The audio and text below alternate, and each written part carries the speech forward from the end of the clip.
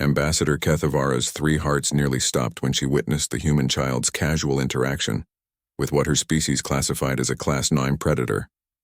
The creature, Earth designation monarch butterfly, had landed delicately on the small human's outstretched finger, its orange and black wings pulsing with what the Galactic Threat Assessment database clearly marked as warning coloration. "Get away from that Death Striker!" Kethavara shrieked through her translator, her crystalline exoskeleton rattling with terror. The human child, no more than 6 solar cycles old by Ambassador Chen's estimation, turned toward the Veltari diplomat with curious eyes. "It's just a butterfly," little Emma said, her voice carrying the kind of innocent confusion that made the assembled alien delegates exchange worried glances. "Want to see? She's really pretty." The child began walking toward the diplomatic assembly, the predator still perched on her finger. 3 Zephyrian guards immediately activated their plasma shields, while the Mordani representative dove behind the conference table with a chittering wail of panic. "Emma, sweetie," Ambassador Chen called gently, suppressing what the aliens didn't recognize as barely contained laughter. "Why don't you show them how butterflies like flowers instead?" The human child nodded enthusiastically and skipped toward a nearby flowering bush. As she moved, she began humming, a soft, melodic sound that sent ripples of primal fear through every non-human present. The melody was hauntingly beautiful, complex harmonies that seemed impossible for such a small larynx to produce. "By the 7 suns," whispered Commander Torax of the Hegemony Fleet, his forearms trembling. "That's a war song." Ambassador Chen's eyebrows rose slightly. "Actually, that's Twinkle, Twinkle, Little Star. It's a lullaby we sing to help children sleep." The silence that followed was deafening. The implications crashed through the assembled minds like a supernova's shockwave. These humans sang complex battle hymns to their offspring as comfort. They conditioned their young to find solace in what could only be described as psychologically invasive sonic warfare. Dr. Yithmore, the galaxy's leading xenobiologist, had been studying the preliminary reports on humanity for months. Everything about their species defied logic. They originated from what the Galactic Council had classified as a Class 13 Deathworld, a planet so hostile that the mere act of evolution there should have been impossible. Earth's atmospheric composition included a highly corrosive gas called oxygen that literally burned through cellular structures. The planet's weather systems regularly produced kinetic events that could level cities. Massive tectonic shifts occurred without warning. The magnetic field fluctuated enough to irradiate entire hemispheres. Most terrifying of all, the planet was infested with millions of species engaged in constant biological warfare against each other. Yet somehow, impossibly, humans had not just survived, they had thrived. "Tell me," Dr. Yithmore addressed Ambassador Chen, his voice carefully modulated to hide his terror. "What do human children do for recreation?" Chen smiled, and several aliens instinctively stepped back from what they interpreted as a threat display. "Oh, the usual things. They play tag. That's a hunting game where they practice stalking and evading capture. They play hide-and-seek to develop ambush tactics. Many enjoy contact sports where they learn to absorb and deliver kinetic impacts. Swimming is popular. They submerge themselves in liquid for extended periods to build respiratory endurance. And the singing?"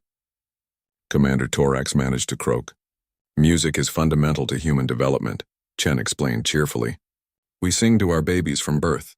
Lullabies, nursery rhymes, songs that tell stories of our history and values. Emma particularly loves Ring Around the Rosie. It's about a plague that killed millions, but we set it to a cheerful melody so children can learn about resilience through catastrophe." The Galactic Council members exchanged looks of mounting horror. These creatures literally conditioned their offspring with musical propaganda, celebrating mass death events. Emma had found her flower bush and was now surrounded by several more of the warning-colored predators. She continued her haunting melody, occasionally giggling as the creatures landed on her arms and hair. To the alien observers, it looked like a Deathworld apex predator communing with her hunting pack. "The most interesting thing," Chen continued conversationally, "is how Earth's biodiversity shaped our development. Take these butterflies, for example. Emma knows that monarch butterflies are poisonous. They absorb toxins from milkweed plants and become lethal to most creatures that try to eat them. But humans developed alongside such species. We learned to read warning signs, to understand which dangers we could safely ignore and which required respect. Poisonous? Squeaked the Mordani representative from behind the table. Oh yes, extremely toxic. But Emma's been taught proper interaction protocols since she could walk. Human children learn to navigate hundreds of deadly species before they're old enough to attend formal education. It's just part of growing up on Earth. Dr. Yithmore was rapidly recalculating every threat assessment model in his database. These humans didn't just survive their death world, they'd turned it into a training ground. Their children played games that would challenge adult soldiers of other species. They sang psychological conditioning songs that celebrated surviving apocalyptic events. They casually interacted with creatures that would require hazmat protocols for most galactic species to approach. Ambassador Chen, Kethvara said slowly, when the hegemony first detected your species' radio transmissions, we noted many broadcasts that appeared to be entertainment scenarios, fictional narratives depicting massive conflict, survival scenarios, and, she paused, mandibles clicking nervously, interpersonal violence as recreation. Movies and video games, Chen nodded. Sure, humans enjoy stories about overcoming challenges. We like to explore what-if scenarios.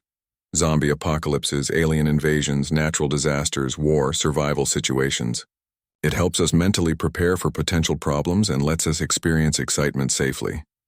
The alien delegates were beginning to understand the true scope of what they faced.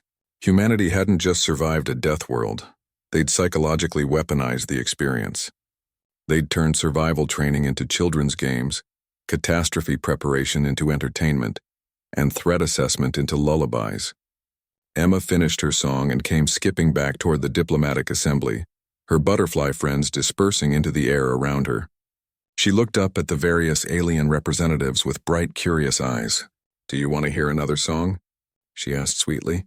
I know one about London Bridge falling down. The collective shudder that ran through the non-human delegates was audible. Later, in their emergency session, the Galactic Council would vote unanimously to classify humanity as a Tier 1 protected species, not for their own protection, but for everyone else's.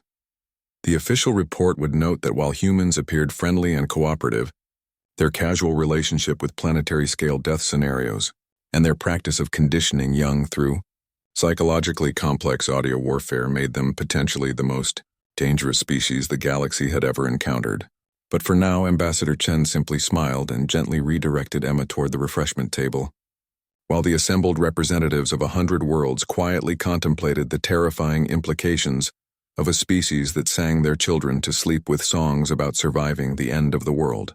The butterflies continued their dance in the afternoon sun, beautiful and deadly, just like everything else from the planet these remarkable humans called home.